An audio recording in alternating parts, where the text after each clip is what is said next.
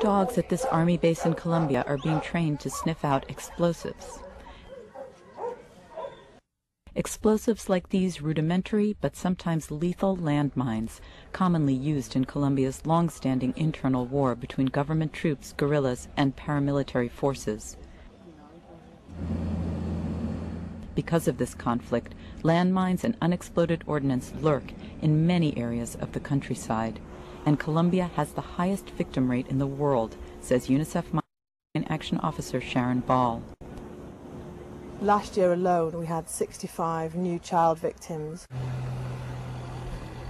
Child victims like Irma Jeanette, now 16, who was only 10 years old when she put her left foot on a landmine while walking through the woods. The explosion tore off her leg and left her unable to ever bear children. It's too horrible what happens to people with these mines. Irma Jeanette is determined to put the past behind her.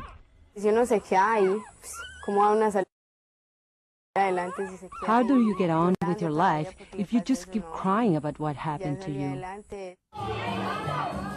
Having lost 2 years of school because of the accident, she's now resumed her studies. But like other young victims, she will still need help.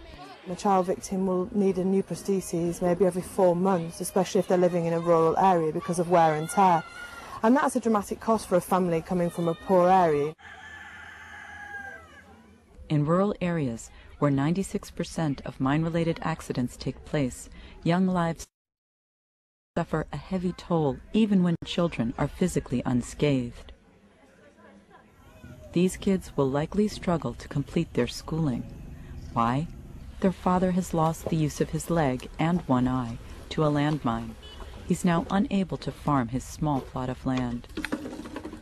The impact of accidents like these on local communities is devastating, says mine risk educator Martina Morillo.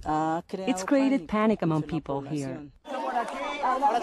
Making children wise to the dangers of landmines is one way to fight the panic, using songs and games.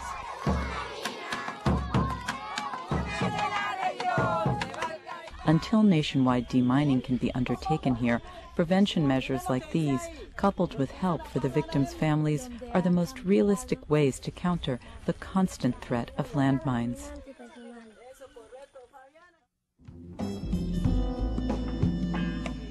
This report was prepared by Michele Zeccheo for United Nations Television.